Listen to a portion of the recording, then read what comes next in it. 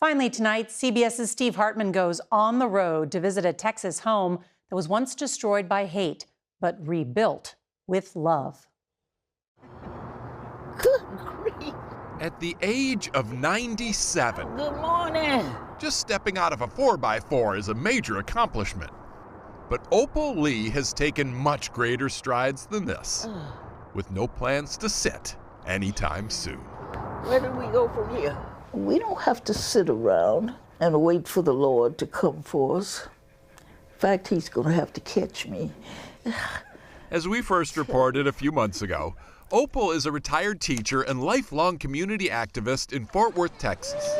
She's mostly known for her successful campaign to make Juneteenth a national holiday. But what is lesser known is how that fire in her belly came to be. Back in 1939, when Opal was 12, her family moved into a house that stood right here in an all-white neighborhood.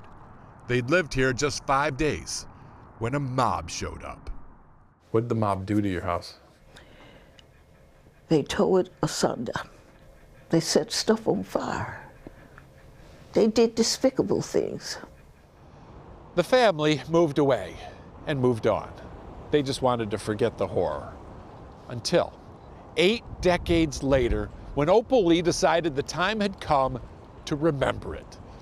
So she looked up the address, found out the lot was still vacant and owned by the local chapter of Habitat for Humanity. CEO Gage Yeager took Opal's call. He listened to her story, but then told her she could not buy that property. Said, well, we won't sell it to you, Opal, but we'll give it to you. There's no option for anything else. What'd you think when you heard that? When I get happy, I want to do a holy dance, but the kids say I'm twerking, so I don't ever do it. And she still hadn't heard the best news. How are you? Real good, real good. Gage also offered to work with donors to put a house on her land for free. And today, he delivered. 3 bedrooms, 2 baths, 1 happy homeowner. This is wonderful, wonderful. Long ago, a group of thugs robbed Opal's family of the American dream. And 85 years later, another mob has restored it. Now, all Opal wants is time to enjoy the gift. I want you to know that I've got a God who has been so good to me. I think if I ask, he'd let me have a couple of more years. A most worthy prayer. Steve Hartman, on the road in Fort Worth. Finally tonight, one man's long military career and a special hometown effort to honor him. Here's CBS's Steve Hartman on the road. So as we gather here on this Memorial Day, At a ceremony in Poolesville, Maryland, American Legion Post 247 paid special tribute to one of its own. He was a Marine. He was most proud of being a Marine. The vet they're honoring is Gunnery Sergeant Richard Remp. Remp, who everyone called Gunny, quit high school to serve in World War II and stayed all the way through Vietnam. Here's all his ribbons. Friends Julian Singh and James Capicilli say he was highly decorated. That's right. And all those accomplishments, and there was still one thing left undone. Yes. High school diploma. That was his sort of farewell wish. Fortunately, Pennsylvania law allows for any honorably discharged veteran of World War II, Korea, or Vietnam to receive an honorary high school diploma. Unfortunately, it takes time, and Gunny had just days to live. Nevertheless, his friends, in desperation, reached out to school officials here in his hometown of Sharon, Pennsylvania. Hi. Superintendent Justy Glaros took the call. I have a lot of passion for the men and women that serve our country, and just everything inside of me said, yes, go, do it. So she expedited the request and then went the extra mile, or more like the extra 550 miles, driving nearly 5 hours each way to hand deliver his diploma. It was overwhelming. And I knew that he had been weak, but in that moment, he wasn't. He was all in. Gunny died 2 days later. He was 98. The last thing he really remembered was getting that high school diploma from Justy. This may be the most memorable graduation story of the season, but it is also not entirely unique. This weekend and in the days ahead, about 4 million people will graduate high school, and behind each diploma, you'll find at least one educator who made the moment possible. Steve Hartman, on the road in Poolesville, Maryland. Finally tonight, CBS's Steve Hartman goes on the road with a story about dreams, resilience, and never taking no for an answer.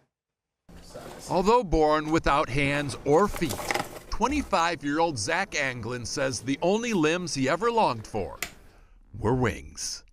Always wanted to be a pilot. Unfortunately, no quad amputee had ever become a commercial pilot. Obviously, nothing worth having comes easy. From the time he was born, he was a disciplined and determined child. Adoptive parents Harold and Patty say there was no talking him out of it. So when Zach turned 18, he applied to a flight school that said no. There's nothing we can really do for you. We're sorry. The second one said the same. Like, here we go again. As did the third. The same response. And so it went, more than a dozen times over. You're not hearing what they're saying. I'm not. Selective hearing. My wife will tell you I'm a little bit hard-headed. Which is why this hard-headed husband and soft-hearted father applied to one more school, the Spartan College of Aeronautics in Tulsa, Oklahoma. They said yes, although Zach's struggle was just getting started. He still needed approval from the Federal Aviation Administration to take the lessons. But the FAA repeatedly, and in no uncertain terms, denied his request. And after the 5th rejection letter, Zach finally gave up. I was like, this is not for me. This is impossible to do. And so my mom was over my shoulder at this point, right? And then she's like, you're not done yet. I said, you can never succeed until you've learned to fail. And Patty says her son obviously hadn't failed enough. So Zach kept at it until finally they cleared him for one takeoff. And when Zach was given the opportunity to show his potential, it became clear as blue sky that you don't need hands to have wings. Zach graduated from flight school a few years ago and now teaches the same course so many told him he couldn't even take. Nautical miles. Why do people need to hear this? Because my story isn't just for amputees. We all go through trials and tribulations. The word impossible is an illusion behind the word possible. And failure, just the turbulence on your journey. Steve Hartman, on the road in Tulsa. Mountain climbers call it the 7 Summits Challenge, reaching the highest peak on all 7 continents. CBS's Steve Hartman found a man with a similar goal, a bit closer to the ground, on the road. Not since early explorers came here to Florida in search of the Fountain of Youth has there been a crazier quest than that of 47-year-old Andrew Carr. The amateur climber and professional French horn player admits he's obsessed. We all have things that grab us, you know, and I found myself just charmed by this. Andrew is what they call a county high pointer. These are people who try to climb to the highest point of every county in a given state, typically Colorado. Andrew spent some time there doing it. But now teaches at the University of South Florida and lives in Tampa, which got him wondering, could he climb Florida's high points? Unfortunately, Florida makes Kansas look like Kilimanjaro. It's arguably the flattest state in the nation. Doesn't have any high points, really. But if you want to get technical, topographical, and you are truly desperate for adventure, it can be done. And Andrew Carr is doing it. Using maps and apps and good old-fashioned sight lines, I feel like we're going up. Andrew pinpoints every peak. This is potentially the Mount Everest of Union County. This one was in a well-manicured public place, but other county high points are deep in the woods, Lord, or on private property. Yeah, I think that tree over there is it. In this case, the home of Debbie Mitchell. Do you think it's at all strange that somebody drove all the way from Tampa to stand in your yard? Okay. And this isn't even his most absurd ascent. Pinellas County, Countryside Mall, front door of JCPenney's, I think, is a strong contender. You know, so I bought a shirt at that one. So. Sir Edmund Hillary, he is not. But Andrew says, so what? And has now hit the high points of almost every one of Florida's 67 counties. On any adventure, and also in life in general, you have to make the most of wherever you are. Maybe there's a lot more adventures out there waiting for people than they realize. Absolutely, and every peak is equal. Every peak is equal, he says, because attitude trumps altitude. Whether you're conquering Colorado's Front Range or just Debbie's front yard. Can I go up here? Yeah, absolutely. Steve Hartman, on the road, high above Florida. Finally tonight, CBS's Steve Hartman goes on the road to revisit a story about finding beauty even in the most difficult of circumstances. So now what I have to do is use a ratio and proportion. To hear him talk, you'd think Detroit artist Richard Phillips was some kind of highly trained master. Into an abstract. But as we first reported in 2019, this was his first exhibit. And his son. I'm sorry, can you believe we're even having this conversation? No, I can't believe it. He is America's most unlikely art phenom. I'm just a young kid from the ghettos that's been through hell and high water and still here. Before becoming celebrated, Richard was incarcerated. In 1971, he was arrested for murder, a murder we now know he didn't commit. To pass the time and temper the injustice, he painted. It was something to do, occupy my mind. Better than putting X's on a calendar. Right. I could get off into one of my paintings and just be in there for hours and hours and hours. And that's how it was for 46 years until he was exonerated in 2018. Unfortunately, after all that, the state just sent him on his way without so much as a bus ticket. How were you going to survive? I really didn't know. I thought maybe that I was going to have to stand out somewhere with a cup and beg for nickels and dimes. But then Richard thought of something he hadn't before. Maybe there was a way for him to make a living, using his life's work. Wow. Hundreds and hundreds of watercolors. I could take my artwork and still make it in this world. And that he did. I just dreamed a lot. It's been 4 years since we first told this story, and thanks to his artwork sales, Richard now has a new house, new car, and for the first time in his life, a dog. It's not done yet. I'm still involved in social reform. I'm still involved in criminal injustice. I'm still involved with the Innocence Network, so I'm just trying to stay active. Stay active and finally enjoy what was denied him all those 46 years. The American dream. If you own one of these, you own a piece of history. I have to get that in there because that's very important. Steve Hartman. You found yourself a career. On the road in Detroit. Being able to pitch. Being able to pitch, exactly. Finally tonight, a lesson in never giving up, even when it seems the odds are stacked against you. Need proof? CBS's Steve Hartman found it on the road. Technically, 13-year-old Josiah Johnson of Louisville, Kentucky, has a disability. Hi, Zaire. But almost no one sees it because Josiah doesn't see it. Although born without legs, the kid has yet to find his kryptonite. Always did everything the other kids did. But that invincibility was put to the test last fall when Josiah decided to try out for the one sport where altitude is everything. The Moore Middle School basketball team. At this point, you may be wondering, why didn't he just join a wheelchair basketball team? It would certainly be a lot easier. Well, Josiah says, exactly. It was easy. It was too easy. You wanted more of a challenge. Yeah. The gumption it takes to be able to say, I'm going to go out and do that. Who has that kind of confidence? Me. But his mother Whitney says it's not just confidence, it's stubbornness. Josiah is very competitive, and if he feels like something is too easy, he's not going to do it. Still, Josiah knew making the team was a long shot. Fortunately, though, Josiah turned out to be pretty good at long shots. He made the team on his merits. And over the last few months has become a real contributor, getting offensive rebounds, assists, and because of his unique position on the floor, he has caused more than a few turnovers. He started taking the ball from people. He took the ball from me. I was mad. You would have thought Steph Curry was in the gym. But his teammates say his best play was a couple weeks ago.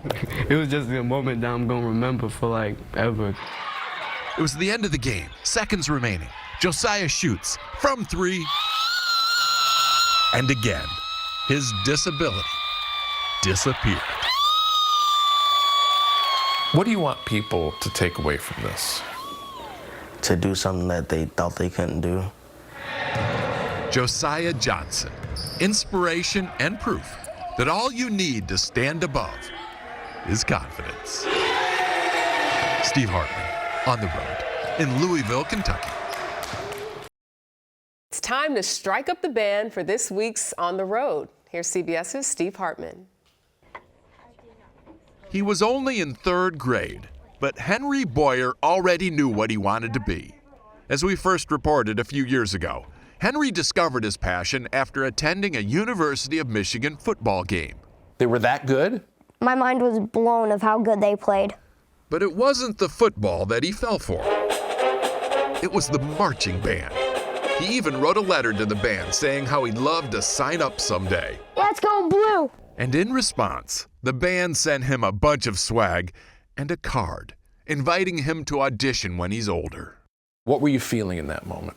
Surprised and heartwarmed. What did they say? They said they going to accept me in a few years. Into what? Into the marching band. Are you excited? Yes, I'm really excited. After that, Henry asked his mom if he could double up on piano lessons and started taking drums too. Like the card said, practice hard and I will practice hard. So you can get there someday. Yes. I just have a really good feeling that I'm going to be in the marching band. If all goes as planned, Henry will join the band in the fall of 2029. But we thought, and the school agreed, that's an awfully long time to wait for a dream to come true. So we set up a little surprise right behind this door. No way. Henry, this is your Michigan marching band. No way.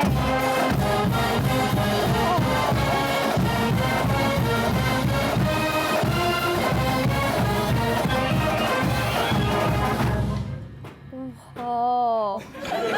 We're so excited to have you here with us, Henry. I can't believe I'm here. The Michigan Marching Band wrote out a single note, and just look at the symphony that followed. You got it.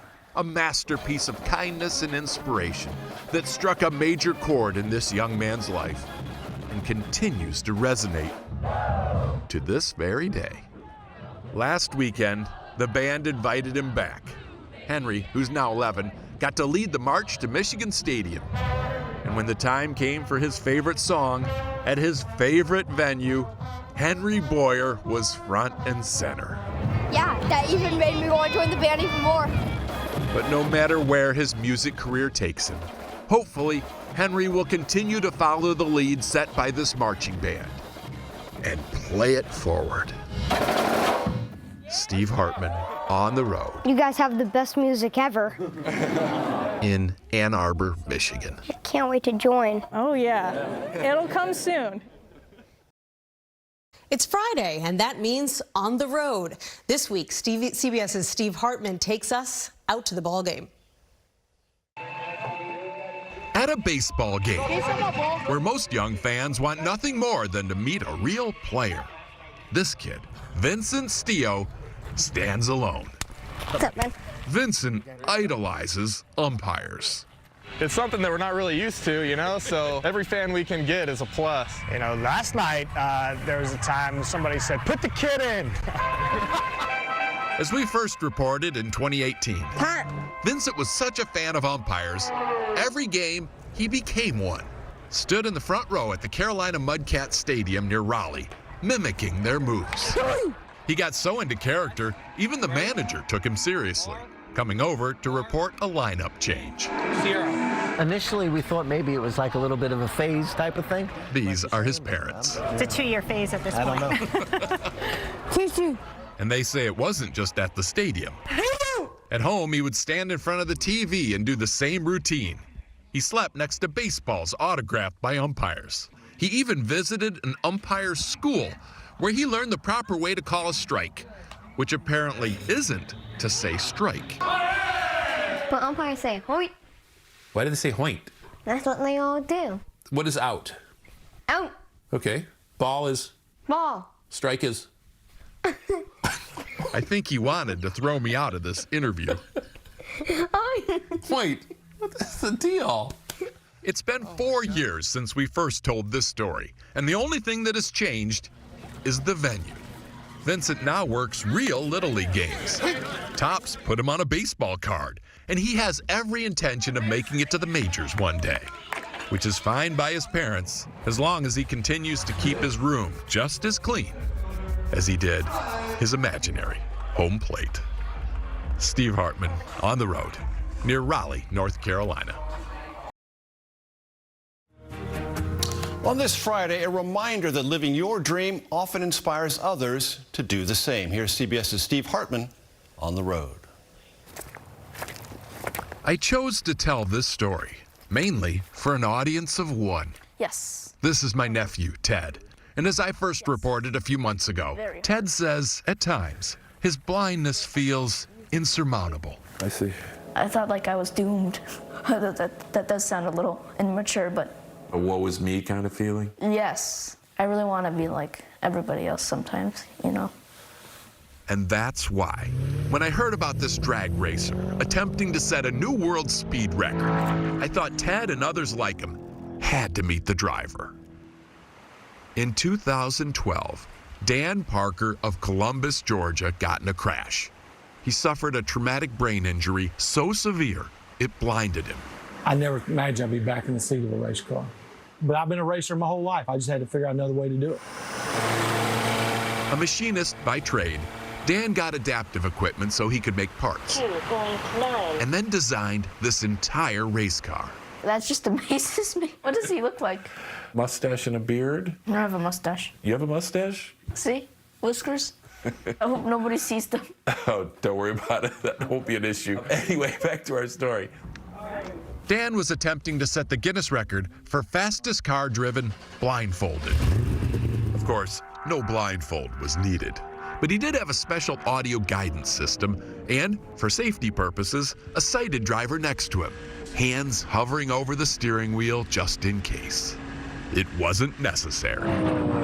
Dan went 211 miles an hour, set a record, and more importantly, an example.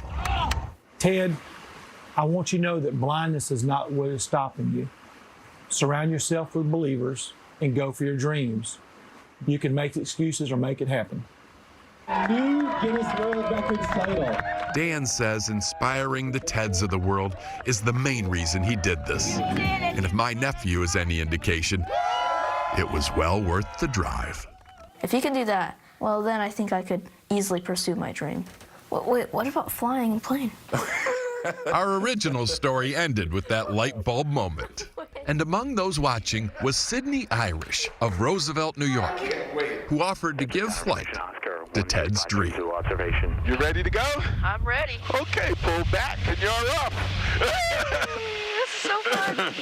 I'm flying. For the kid who once thought he was doomed just because he couldn't see, the kind inspiration of others has clearly opened his eyes. And you are down. Steve Hartman, CBS News. I can't even explain how much fun this was. It was On the road. High school graduation is a time to celebrate a student's accomplishments.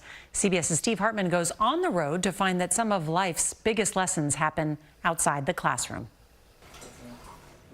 Mike and Tracy Tebow always believed that time heals all wounds. But that belief faded last fall when their 18-year-old son, Jake, was paralyzed in a hockey game. I don't know how time's going to take care of this, because he couldn't cut a piece of steak, couldn't sit up, couldn't, put shoes on. Plus, Jake's goal in life had always been to play college hockey, and his parents couldn't imagine how long it would take him to find new purpose. They really couldn't imagine. Jake had just found out he would likely never walk again when his high school principal came to visit him in the hospital here. And whether Jake got caught up in the moment or was simply in denial, he made a bold prediction that day. I don't remember much, but I vividly remember saying to him, I will walk at graduation. What was that based on? I have no clue, honestly. I just said it. I was like, I'm going to walk at graduation. He was so positive. Todd Bland is head of school at Milton Academy outside Boston. In a moment like that, you want to be encouraging, but you don't want to assure something that you're not sure can happen. So he simply said, "That's wonderful, Jake." So that just kind of became his goal. If I set something, I'm going to do what it takes to get to it. And from that day on, Jake immersed himself in therapy, doing way more than was asked of him, in the slim hope that one day he could do that walk. Jake Morris Tebow. Under his own power. I was so in the zone that I just kind of got a sense of you can do it. 9 months work for 30 steps. And then he looks up and he just has this huge smile on his face. One of the most special moments I've ever experienced. It motivates me to just go harder than ever to beat this. Next goal, to walk without support. And soon, because although time may heal all wounds, Jake Tebow isn't waiting. Steve Hartman, on the road in Boston. There's probably not a track and field event more technically demanding than pole vaulting, and the man you're about to meet is still vaulting to heights that would impress athletes half his age. Here's Steve Hartman on the road. Here at the Texas Express pole vaulting gym near Dallas, just about every kid jumps to the same conclusion. First time they see 82-year-old Don Isett walk in the door. And I thought, oh, maybe he's like someone's grandfather or something. And then I was like, oh, wait a minute. Which soon leads to the second universal reaction. Wow, is he okay? I thought. What he does is absolutely insane. Don Isett is the nation's top pole vaulter in his age group. National champion. And pretty much the only pole vaulter in his age group. I've got buckets of them. He picked up the sport for a second time at age 66. This is when you started? 5 decades after an unremarkable high school career. So you weren't even that good to begin with. Right. So at 66, you say, I want to relive this. Yeah. Mediocrity. I'll try this again. Why? It's fun. It's like going to high school again with nothing to study. Nothing to study but the physics of gravitational potential energy and pain management. That's a jump right there. But Don says it's well worth the aches. It's a rush, exhilaration when you clear a bar. At a meet last year, Don cleared 9 feet 1 inch. No octogenarian had ever done such a thing. And then, just moments later, set another record. Oldest man to be a human centrifuge. And Don says he's not done setting records. In fact, he told me he plans to keep fit and keep at this until he's 6 feet under, which by my calculation is still about 15 feet away. Steve Hartman, on the road in Princeton, Texas. Tonight we're wrapping up our special Mother's Day series with a mom and son relationship that is motion picture perfect. We first met them in 2017, and Steve Hartman joins them tonight on the road to movie stardom. At her sold-out New York premiere, Rebecca Danagelis was pulled in all directions. Everyone wanting a picture with this most unlikely star of the silver screen. It was really bizarre because I'm like, this is just my mom. We just showed up out of an Uber. Rebecca's son, Sean Pierre. She went from hotel housekeeper to household name over the last 4 or 5 years. As we first reported back in 2017, the journey began right after she left this voicemail for her son. I just got fired. Just want you to know that. Call me back. Let go at 75. End of message. I was in shock. I never expected it to happen to me. My biggest worry was, like, if she loses her job, what else does she have? Rebecca tried finding other work, went to career centers, scoured job listings, but nothing. There ain't no reason anybody's gonna hire somebody that's 75 years of age. Which is why Sean Pierre, who works as a freelance journalist, took a different tack. You never know. She worked her hands to the bone. She deserved to feel joy, and that's what I wanted to give her. So, on that note, mother and son hit the road. He took her bucket list, and together they started ticking off items. Oh my God. Milk a cow in Vermont. Done. I love it. Take a hip-hop lesson. Check. Learn to use Instagram. Just press the heart. Work in progress. Sean Pierre has chronicled the whole adventure in a new documentary called Duty Free. The film, now showing across the country, is his gift to her. And although Rebecca couldn't be more grateful, she says it was hardly necessary. She says no one needs to roll out a red carpet for their mom on Mother's Day. They just need to follow the sidewalk to her door. The most important thing you can give your moms is time. You want to spend time with them. Oscar-worthy advice. Steve Hartman, CBS News. On the road. Baseball games aren't decided in the first inning. Something to remember when life throws you a nasty curveball. Here's CBS's Steve Hartman on the road. 17-year-old Walker Smallwood of Dixie Heights High School in Edgewood, Kentucky, always dreamed of pitching in the pros until he started posting some very disappointing numbers. 6 surgeries, 6 chemo cycles, 24 treatments, and 18 hospital stays. Back in 2018, this promising lefty was diagnosed with a rare bone cancer in his leg. He's now in remission, but his baseball career has passed. Yeah, it was pretty devastating. Walker's mom, Pam. You know, he just kept asking, can I just pitch? And we kept saying, no, you just really can't.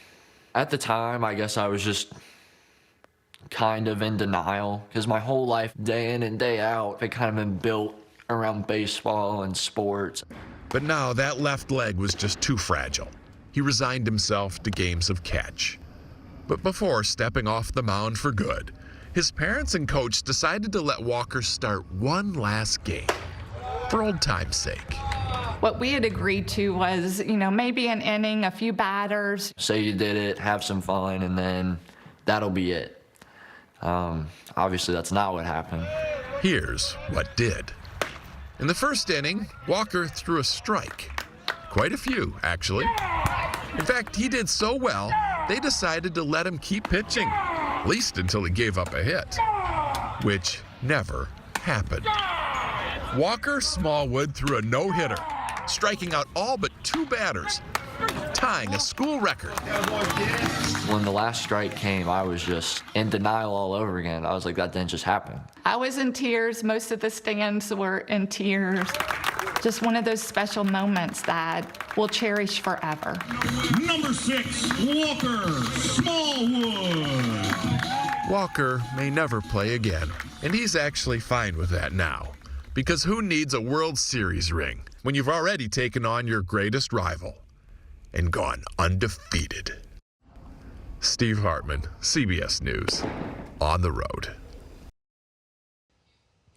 What better way to end the week than with a love story, starring a husband and wife and a song that means everything to them.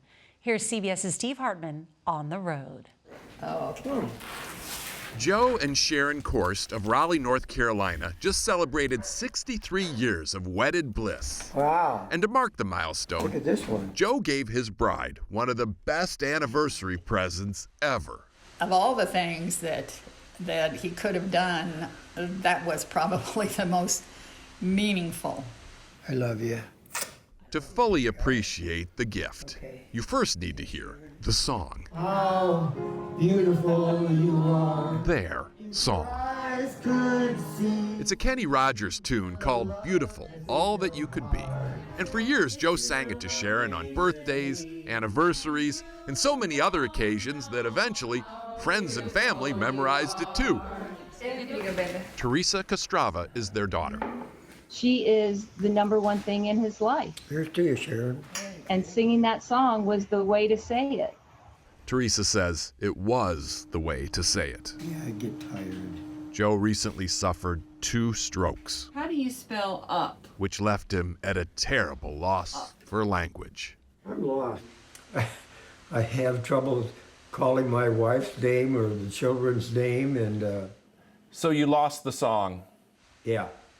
So I just accepted it and didn't really think about it till this past anniversary. And and then he started singing it. Mostly unbeknownst to Sharon, Joe had been working hard to rescue their song. Whenever a line came back to him in the hospital, he jotted it down in a notebook and listened to the melody on a loop. I wanted to relearn it and to give it to my wife. Just like he always did. It's all that you can be. And that's how the best anniversary present ever turned out to be the same anniversary present as always. Steve Hartman, I love you. CBS News, Thank you. on the road. Tonight, CBS's Steve Hartman catches up with one of his favorite people. He's one part Forrest Gump and one part Energizer Bunny. Here's tonight's On the Road. High on the list of things I never thought I'd see is this. Ernie Andrus, who turns 97 next week, still marching across America. Every step of the way. I first met Ernie 6 years ago. He was in the middle of the Arizona desert trying to become the oldest person to ever run coast to coast. 3 years later, he actually made it to the Georgia shore, only to then turn around and start running back the other way. Ernie is now a year into the return trip. We caught up with him outside Lufkin, Texas, plodding along slow and steady as usual, albeit slightly slower. Hey, I better hang on. And noticeably less steady. A few weeks ago, a doctor diagnosed Ernie with congestive heart failure. Yeah, that's what they told me. But he's selling pacemakers. So you think that's just all a sales pitch? Yeah. There's a chance he could be telling you the truth, though, Ernie. Does that change anything? No, I'll run till I drop. I always said I'll die with my running shoes on. Much of Ernie's motivation to soldier on comes from his sailor past. During World War II, Ernie served on a ship called an LST, and he's been running to raise money for the LST Memorial in Evansville, Indiana. This shouldn't be forgotten. It's the ship that won the war. But along the way, this run has also taken on a more personal purpose, as thousands have joined him for at least a leg of the journey. God bless you, sir. They have listened to his stories, celebrated his fortitude, and given Ernie the key to a long life, a deep desire to keep pressing forward. Run, Ernie, run! And that's why, although his doctor says time is short, Ernie is still planning to reach the Pacific sometime around his 101st birthday. So let's say you make it to California, then you stop running? No, I have a plan for a coast-to-coast relay. Ernie Andrus, Yeah. optimistic for the long run. Steve Hartman, CBS News, on the road. Here's something to think about. If you had one dying wish, what would it be? Steve Hartman met a man who knew exactly what he wanted. And here's tonight's On the Road.